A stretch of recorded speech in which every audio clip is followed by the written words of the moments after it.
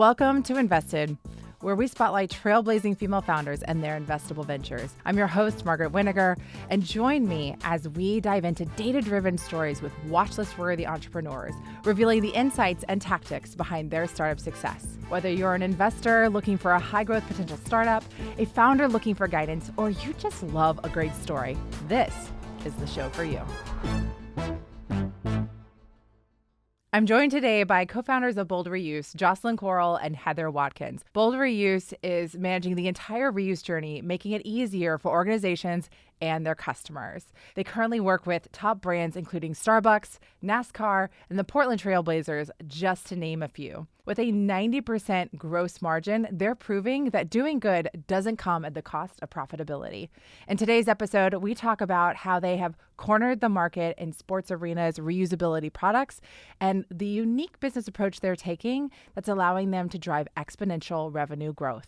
Welcome to Invested. I am so excited to have the amazing co-founders for Bold Reuse, Heather Watkins and Jocelyn Quarrell. Welcome. Thanks for having us. Thanks, Margaret. So glad to be here. We're excited. At the start of the episode, we love to do rapid fire because we know that something that's super important is we want to share the incredible work that you're doing and the incredible metrics that your company has already demonstrated. And then we'll get into the compelling and powerful story behind this incredible company. So you guys ready for rapid fire? Yeah. Here we go. Tell us about the problem that you identified and how Bold Reuse is solving for this problem. Consumers and regulators are both demanding that brands move to more sustainable packaging options. I think we all understand how recycling hasn't been working the way that we wanted it to. We understand that there's challenges related to compostable packaging. So brands are really faced with this challenge right now of how can we offer more sustainable packaging, and specifically reusable packaging is the most sustainable option. So how do we do this in a way that both eliminates waste and improves the customer experience at our facility? So what we do is help them unlock that. And we have a platform solution providing turnkey operations, data support, and then professional services that enable these brands to implement the reuse programs really easily, effectively, and efficiently. What is your trailing 12-month revenue? $920,000. We're almost at the million mark. We'll hit definitely probably this month, which is exciting. Year to date, how does that compare to last year? 4x. It's pretty wild. 4x. Can we mic drop that for a minute? That's Incredible. really Okay. And then let's just retention. What's your client retention rate? 99%. And then let's talk about, so units washed. Tell us about how many of this and how does this compare to last year? Our North Star metrics are really related to the waste elimination that we're helping to unlock. So to date, we've eliminated over 4.5 million pounds of waste. We've washed nearly 3 million units, so products that otherwise would have gone to the landfill. And we're really aiming to eliminate 500 million in the next 5 years. And this is a huge market, right? What's the total market size? $15 billion a year just in food service packaging in the United States. So there's tons of opportunity. Tell me about customer lifetime value. What is it for your company? The average enterprise contract is about $150K a year. We're getting 3 to 5 year deals. And then you're working with some pretty big brands doing some pretty incredible things. Tell me about what you're doing with Starbucks. Starbucks is an amazing customer of ours, and I think they are really reaching and striving for greatness within reuse. So they are trying to move all of their cafes into reusable systems and reusable cups. We've done 4 projects of the 7 that they've launched within the United States. So we've secured the majority of the contracts with Starbucks, and we're really proud of that partnership. And gross margin for your business. I think people think that reuse is probably really expensive and labor intensive, and it can be, but we've really unlocked an amazing operational scale. So we're seeing 70% margins with the products that we're washing.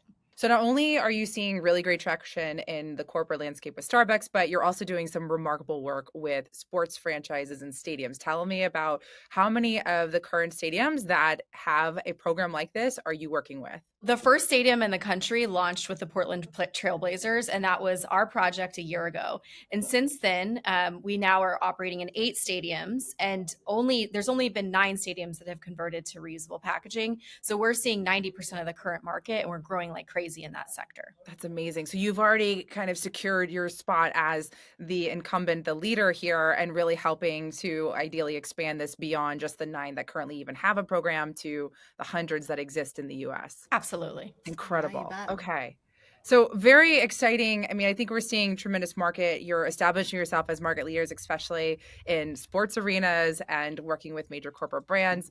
Let's shift out of the rapid fire. And I want to start getting into the story that has led to these remarkable metrics. Let's talk about how this whole company and concept even came to be. So will you take me back to I know the company started in 2018, but when did the idea for Bold Reuse first be a twinkle in your eyes? For me, it was in 2017.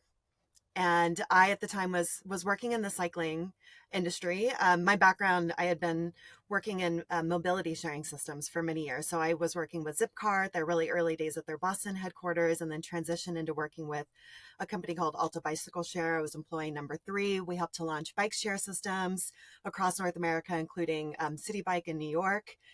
And such fulfilling work to have the opportunity to like bring these new models, these new systems to life in these cities. And so in 2017, as I mentioned, I was learning about some of the challenges our domestic recycling system was facing. Primarily, we had been selling a lot of that material to China, who would then actually go through the process of recycling that material, create new things, and then sell it back to America. But what they were starting to see was the recycling that we were selling to China, the material quality was starting to degrade and was getting so poor that they actually were no longer able to leverage that material to recycle it to create new things. So they stopped buying recyclable material from the United States. And the shockwaves that sent through our domestic recycling system were immense. Like recyclers just started to hoard material. There was nowhere to put it. And eventually a lot of that material just ended up going to the landfill because they ran out of space. Things have shifted now and we're finding new international partners to ship this material to. But I was just like, how could this be how recycling works? Like, I thought it was like, you return your aluminum can and then like right down the street, it's like made into a new aluminum can, right? That's how recycling works. Not even close. My dismay over learning about the realities and some of the challenges and the environmental implications really inspired me to do some research into some alternate options. Like, how do we eliminate all this waste rather than continuing to add to it? And that's when I came across this business. It was actually posted on Facebook for sale. There was a woman who had started kind of this side hustle with reusable food containers in the downtown Portland core. And she was looking to retire with her husband and move out of state. So I connected with her, started to learn more about the business. I was continuing to learn more about the market opportunity. And June 1st, 2018, I basically wrote a check for my life savings to date and bought the company and became the CEO and the only employee. And really what has sort of helped us see where our future opportunity is the pandemic. Really completely destroyed everything we had built to that point of time, right? All the habits we had helped people develop, this reusable food packaging that we were using. People were just scared initially about how reuse could work during COVID-19. So that all kind of ended. And as we were trying to rebuild into something new, that's when I had the opportunity to connect with Heather and immediately felt a spark and saw the opportunity to have her join the team. Yeah, so I've been in technology my entire career. One of my first jobs out of college was working with Marketo as a really early employee, and was fortunate enough to go public. And then I went off to Optimizely, and I had an incredible run there as well from a very early time up through its acquisition. And then after that, I was like, why are we investing all this time in creating widgets or making technology, which is great, but is not solving the core problems around climate that I really care about and I'm passionate about? So I left my full-time position in technology and started into consulting. I did end up working in Impossible Foods, which was like a dream job of mine, helping scale a climate technology technology and a climate solution. And then after that, I was like, I really want to run my own business. I'm tired of working for other people. I want to focus in climate. I want to meet somebody in Portland where I lived. And I want to help like grow and market this machine that I've built my entire career on and use all those skills, but really focus on solving a really important climate problem. So I met Jocelyn. We were introduced from a VC, and it was just like kismet. She really she had the amazing backbones and experience in scaling operations and working again with City Bike, et cetera. That's really compelling.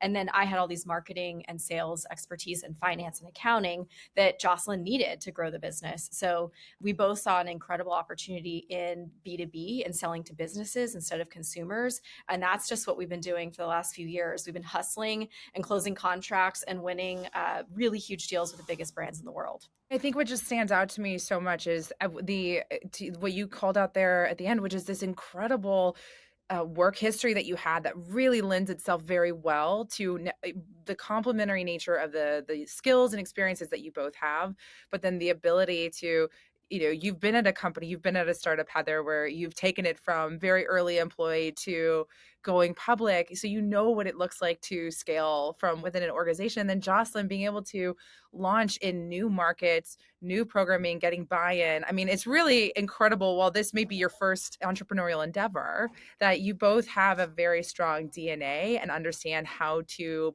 scale something. Yes. It's remarkable. Thank you. I do think that our experience has been really integral to getting us our success to date. But I also want to just give a shout out for the hard work that Heather and I have been doing as it relates to, working together. We're both a little bit later on in our careers. I think, it was that magic mix of, we know what we want, we know who we are, we know what we're looking for. We're going to have those deep, vulnerable conversations early on to figure that out, but then continue to do so. We do Enneagrams with our team on a yearly basis, and we touch back in on our numbers and how we're working together. So I think that's really powerful and part of our secret sauce. Yeah, for sure. Also, our secret sauce is that we're 3 and 8. I'm an 8. She's a 3. And literally, and when you look at our combo, nothing will stop us. We are unstoppable. So I think that's a very powerful thing about us as human beings, is that like literally we will fight to the death for this company, for our team, for our mission. So I think that's a very powerful thing. Yeah. Well, it's funny. We did a podcast earlier where the founder, she mentioned that, healthy people build healthy companies, right? Yes. So I think like to your point of like really knowing yourself, understanding, kind of your strengths, but also your gaps, and working collaboratively with one another to talk through those things, that's really powerful. And it's a really strong foundation that builds a strong foundation for your company. So it's incredible. Absolutely. Yeah. Okay. And it's never ending. It's like every day.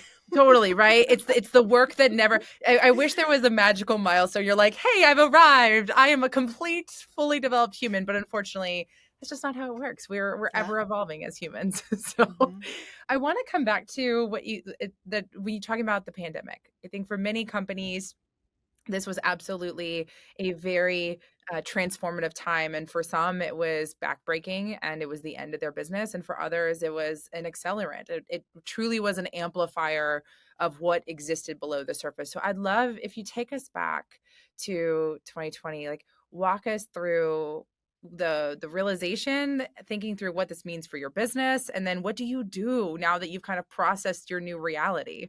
I was abreast of what was happening globally, but I think it's hard to translate that news at that level into how it's going to affect me.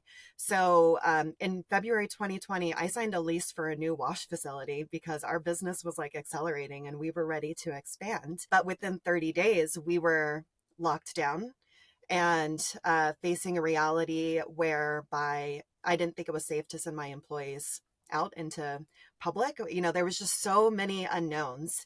And there was such an immediate, lack of understanding of how the disease was spreading. And so remember when we were wiping down everything that was coming into our homes, like reusable packaging does not fit into that equation. And that's despite the fact that at the moment, takeout was exploding. Right. That was the only way that we were able to get food that we weren't making. And there was this push to like support local businesses and local restaurants.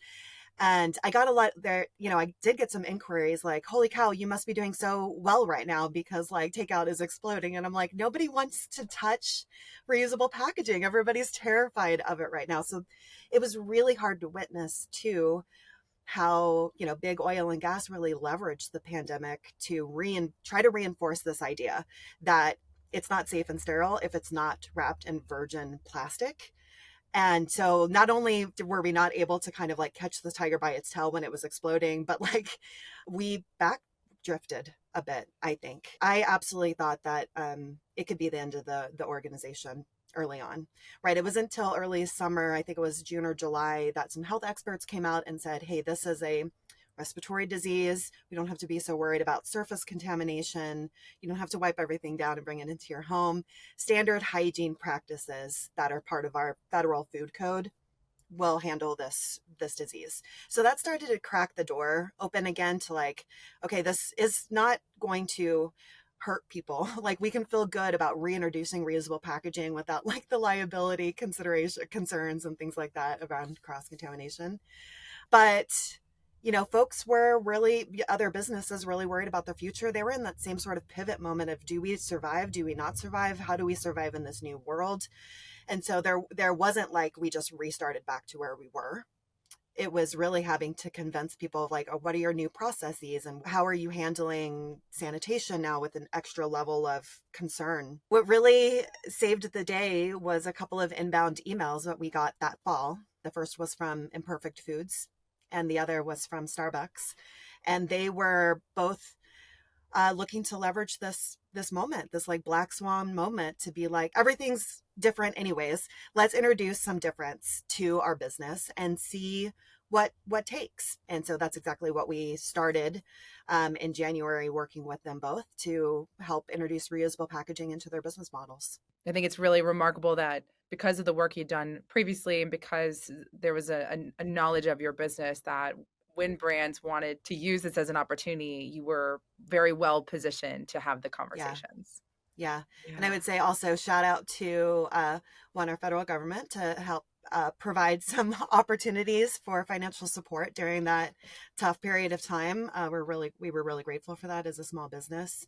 And the other shout out was to the Ellen MacArthur Foundation, who during the summer of the pandemic put together a workshop that they hosted through LinkedIn, and it was about the circular economy. And it was truly a godsend to have like a community of like-minded people that I could tap into, and we could talk optimistically about the future, despite how scary everything was in that moment. So those two things are really what enabled us to, I think, bridge the gap over that darkness. I want to talk a little bit about as you've been building and clearly building a solution that is working for your customers. And 99% retention rate is remarkably high. So you've got a really great understanding of what the problem is that you're trying to solve for. And now you've identified, you've got venues, you've got stadiums, you've got corporate campuses that you're really focusing on more of the business side to support with this reuse effort. How did you go about really understanding what they thought about, what they cared about, and then what technology and what resources would ultimately be most valuable to enable them to have these types of initiatives? Our customers are really unique. They come from a variety of backgrounds. They are not red or blue. They are really passionate about being leaders in their industry and helping fix this trash problem. That's not a red or blue problem. It's a global problem. So what we did, I think, smartly is we really focused on making it super easy for them, as simple as possible, as seamless as what their experience with single use is. Like that's a very large focus of ours. And then secondarily, we did not over engineer it and make it full of friction and also full of costs. So some folks in the industry, I think, have overcomplicated what reuse is and have exploded the cost of it. And really this comes down to a business case. I want to move into reusable packaging. I want to make a more sustainable system within my business, but it can't be 5x the cost because that's just never going to get approved. So I think what we've really smartly done, and it's probably out of necessity because we did not ever have capital to over engineer or make it fancy. We had to make it gritty. I say it's gritty AF for everything that we do. We had to be very thoughtful of how do we dumb this down? How do we make it super simple for back of house? How do we make it super simple for customers to engage with? How do we get products that are not $1 a piece, but as close to single use as possible, that is still durable? How do we get sponsors to pay for the program? Because we can't acquire the capital to do it. So how can we have Pepsi pay for it? So I think we were smartly really focused on ease and cost. And that has been able to unlock so many doors for us that I think is really exciting. And that's what we're hearing too, is you made it easy and simple. And then thirdly, you're human beings, you're wonderful at what you do. And we love working with you. And you don't see us as a transaction. You understand what we're trying to achieve here, and you help us achieve our mission. So it's not about us, it's about them. It's easy and it's cheap. Yeah. I love, I think this is one of my favorite things, and I really see this shining through of, this idea of having restrictions or, challenges and approaching them with how do we make this an opportunity for ourselves? So, okay, we're not getting huge investing like some of our competitors are. So how can we be scrappy and we create a cost-effective solution? And I think really honing in on what blocks people from adopting programs like this, and y'all talked about that earlier, as far as there's often a misconception that to do something good, it comes at the cost of profits, or it's high cost, and you kind of eat that. So I think it's really cool that the focus on ease and minimal cost is really, really remarkable, and how you've turned what was potentially something that could hold you back, and you've made it your competitive advantage. Thank you. Gosh, we need you in our pitches. That's awesome. We love that. Yeah, and to double click on that, I think another way to say easy is familiar but better, right? Mm-hmm. We're really trying to make the experience for the back of house and for the customers identical, right? So for our customer, it's like you're going to receive clean, reusable cups on your loading dock in transport bins that are clearly, note the size and the quantity on the exterior, just like cases that you would receive of single use. After the games, the Dirty's cups, they just disappeared, just like your disposable cups disappeared. And then for the customer, it's just like you order a beer, you order a burger, and you get it in a better packaging that helps you be a part of these solutions. So as strategic as we've been, and we certainly have been, I also want to give credit to just like, the magical aspect that timing is in entrepreneurship, right? Like right place, right time. When Moda inbounded to us, it was because the Trailblazers. Yeah. Thank you. At the Moda Center, the Portland Trailblazers, they inbounded to us because they were no longer able to use compostable packaging. Basically, their ability to legally utilize that type of material in their venue stopped just overnight. And so they had to find another solution, and they called us, and we really nimbly stepped up to the opportunity and figured it out for them, and then realized how replicable the solution was, and were able to roll it out to a bunch of, and then that's what we're continuing to do.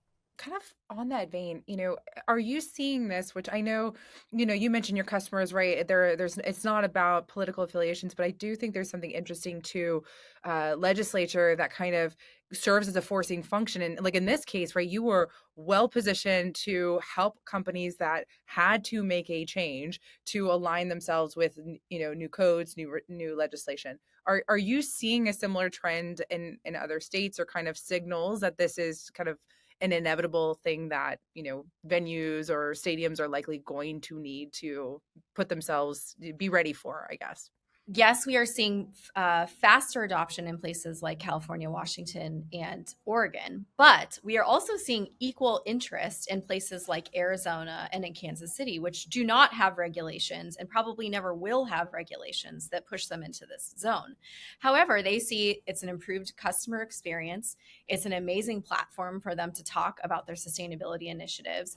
And there's a lot of value created with sponsors, et cetera. So it's also like the money potential for this, for them to do the right thing and make money from sponsors is enormous, an enormous boon for these companies that are really interested in maybe dabbling with sustainability, but don't want the cost. But now this program really opens up a ton of opportunity that they never had access to previously. Yeah, that makes a lot of sense. And I think that's, again, right, really meeting the customer where they're at, understanding that the dollars and cents have to make sense, and that there's a very obvious connection behind very consumer driven behavior where, that it's almost being demanded of their customer base that they exhibit these traits. They're conscientious about their waste. And so helping them deliver for their customers. And one thing we haven't noticed or mentioned yet is that the cost for single-use packaging is increasing, as are fees to dispose all of these products. So like if it's going to cost more to do the less best thing, or you can transition and pay just as much to do a way better thing, most strategic businesses get that. It's not a hard calculation to make. Sounds like, again, right, an ongoing, and I think we've seen that in your growth numbers, where right place, right time, where you're positioned to really help companies as these changes are coming about. And yeah, that's amazing. Okay, well, I want to do a bit of a hard pivot here, because you two have done something that many founders, especially female founders, have not done, which is you have successfully raised funds for your business. You have raised 2.2 million. So already you're in a class in and of itself. Tell me about how have you two gone about securing funding, and maybe even lessons learned through that process that you could possibly share for if there's other female founders that might be listening that are looking to follow in your shoes. I mean, I think it has been part of us like finding our voice and telling our story. It's been truly difficult. I feel like our first few checks were really written by folks that knew us as individuals and wanted to support us as individuals. They saw opportunity in the business, but it was quite early. And then as we've matured and gained traction, having these conversations has been easier, but it's still not easy. We continue to learn about how we can adapt our story. I mean, I think we are at our strongest point ever, both in terms of like traction and then how we're telling that story of traction.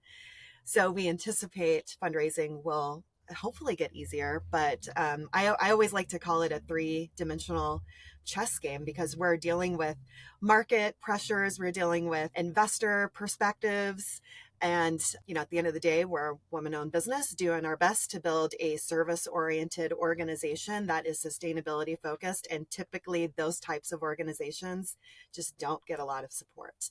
So we've had to get really scrappy, figure out. We've worked with some amazing women-owned like business loan companies that have helped us find capital when we need it to be able to execute on projects and retain equity ownership. That's really important to us too. We've gotten some offers to invest that have just been like, we can't accept that because of the implications for us as owners. So yeah, there's no best practices or like take home messages for anyone else. If we're still very much in the thick of it. We're in the hurricane. I'd say, echoing what Jocelyn said, it's been very difficult. I mean, just from perspective, and this is a female founder podcast, our competitors have raised 7 times more money than we have. But we have, again, 90% of the sports contracts. Like, we have the most traction in the industry. So that has been a little bit heartbreaking, but we also realize it's also our superpower is we get stuff done with nothing. So I think that's a really compelling thing for investors. I'd also say we've been fortunate, one, from early investors that probably thought this was cute. And they're like, great, we love you. It's cute. And then now they're like, wait, you have a deal with the Chiefs? You have a deal with the Diamondbacks, like really impressive names and Starbucks and all these the largest chip manufacturers in the world you're using and partnering with. So that traction has helped us. So again, Jocelyn mentioned the really creative loan options that we've got that are focused on female founders. That has been very helpful. So Daintree Capital, shout out to Alicia. And then I think we pivoted. We were not going after the traditional VC that wanted 1,000x growth in 4 years, that wanted your pedigree of Stanford dude. We've stopped pitching those people because it's exhausting and it's not worth our time. We've really focused on strategics. So we have a major strategic partner that sees the potential for this industry and gave us more than $1 million, which is very exciting. And then we've also found impact specific funds that have been really excited about our work and have been passionate here locally as well as across the United States. We still have more to unlock, but I think not doing the route everyone else is doing and going into our strengths is where we found the easiest wins. Looking on the outside end, right? It's like you've got experienced leaders who have strong self understandings, but also like remarkable pedigree and background in the work that they've done. There are very impressive year over year kind of continued growth, quarter over quarter, right? Like the numbers just keep compounding. It's not like a flash in the pan. Like each quarter, year over year, right? The number and the growth are there. And then on top of that, the market signals, when we look at just the addressable market within the US and how large it is, the fact that you have secured very large, kind of marquee name clients, and then you're seeing a push, whether it's bottoms up consumer driven, expecting this of their venues, or it's top down where there's legislation. Like, it seems so obvious. We are doing this for a purpose. We are making a real impact in the world, where a lot of people like close their laptop at the end of the day and see peace out. Like, we are really trying to make a difference in this planet. And we know it's inevitable. It's just a matter Right. of time. So if we stay the Right. course, right, and like keep just like figuring Grinding. it out, we're going to be in a Yeah. good spot.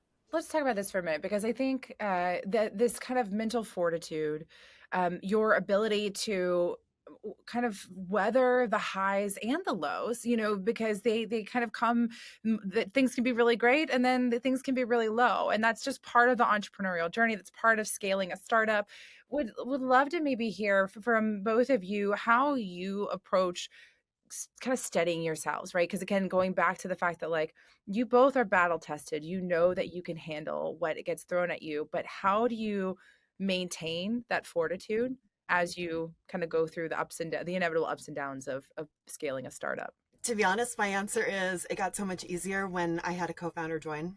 Like to like have all of the burden, and then to be able to split the burden and be like, here, take 50% of this was huge. Like, cannot even articulate how massive that is. And then I think now having a few years of just experience and like riding the wave, and now I understand what that flow feels like, and that like the lows are inevitable, the highs are also inevitable, and celebrate the highs, be realistic about what the lows, like how low is it really, find action items that you can like lean into when you're in those lows that make you feel like you can make progress there. Talk about it with your co-founder, talk about it with your significant other, probably, and inevitably talk about it with your therapist, your business mentors, like don't keep it bottled up inside, process it, and then take time it's really important for me to take time for myself. So like I'm a daily bike commuter. Like when I click that helmet on my head, both in the mornings or in the afternoons, like it is like I'm going to, like I'm tuning into it now. And even when I tune out of it, like it's relegated to the back of my mind, but to a creative space where I can just let ideas kind of marinate. And then gardening and my dog are like, and my husband, of course, are like my three stabilizing forces. So it's important to keep all of those things really, really close for me. Yeah, it sounds like community, like having a strong support network around you that you've established is, that's fantastic. And then really, again, kind of coming back to knowing yourself, knowing what you need, making sure to give it to yourself. And as you said that, I think the biggest maybe emotion that I would like to encourage other entrepreneurs to get over is that that fear of failure, or like that the connection of failure to ego. Like when I started to disassociate my company's challenges from me as an individual, that was like, that's really healthy to like be able to recognize this isn't a me problem, this is a business thing, and there's things that I can't control here, and being able to vulnerably communicate about all of that stuff with other people. Yeah. Yes. Yeah. I'm so Good glad luck. you added that on. That's huge. Huge. How about for you, Heather? The one thing that helps, I think, has created the longevity and the endurance and the excitement is like, we're not scared to look under the hood. We're not scared to look at the numbers. Like, I think sometimes you get VC push of just like spend more, do bigger. And like, we're really grounded in our numbers and our process and our operations. When we talk to investors, they're like, you guys know your stuff. And like, I'm in the numbers every single day and I'm seeing holes, and I'm like, okay, let's build a plan to that. Let's build a plan to fix XYZ and optimize it. The other thing that helps me feel grounded is like to know what the hell's going on in the business, and yeah, make sure that we are on the right path and that we're not going to be getting into a sticky place where we're going to go under and can't pay our bills next month. So like the constant focus on precision and excellence within our business has like giving us both confidence that we're doing the right thing. Yeah. It's funny. I don't know if it's a sales leader background thing because I always talk about facts over feelings and this like grounding yourself in the data. There's something very powerful about that. And just when you understand the situation, then like you said, you can build a plan for it. You can now turn this thing that maybe isn't great, but you can do something. Or, maybe you identify an opportunity, but looking at the numbers, looking at the data, understanding what's happening in your business and how unlocking that can really be. So I love Yeah. that. And being willing I to lean think, into it. If I can share a brief yeah, story, because sure. I think it speaks to Heather as an entrepreneur. Like one of our darkest moments was like came a matter of weeks, literally 2 weeks after Heather gave birth to her second child. And I was like, I know you're supposed to be on maternity leave right now, but I need you. Like, I need you. And I'm sorry that is the case, but like, I got to call you in sort of thing to help out here and just work through that. And so like, then there was a newborn at the office and Heather was like doing what she needed to do to like make sure baby was good and business was good. And I mean, I will never be able to thank her enough for that sacrifice. Sorry. It's a big deal. It is a big deal. It is a big deal. And I think even just the acknowledgement of what the ask was, Mm-hmm. and then, Heather making the choice of this is, I'm this. sorry I made you cry, babe. Yeah. I think many entrepreneurs, even though they're separate, right? Like it does feel like another child that you are birthing and bringing into the world, and you do anything for to see it succeed. And again, I think because what you're doing this isn't just about making some investors money. This is about it's about the world. It's about leaving the world better than how we found it. And the work that you're doing has a very tangible, real impact on everyone. And so I'm Yeah. really, thank you for sharing that. Yeah. Oh Yeah. my gosh. Well, this has been we'll Has wrap. anyone This ever is cried such a on your beautiful podcast moment before? to wrap it up. I think what you both are doing is so amazing. The brands that you have able to align yourselves with, the growth that you have established, the incredible retention. I mean, it's very exciting to see the trajectory, and I'm really, really excited to see that, through platforms like this and you getting out there and sharing the work that you're doing, to just see the amplification of the work you're doing, and that investors that are listening and people that are tuning in that are really can start paying attention and now are very aware of Bold Reuse, the amazing work that you're doing, and that this is a company and these are women that are very much worthy of being backed. Thank you. Margaret. That Thank was you for being wonderful. here.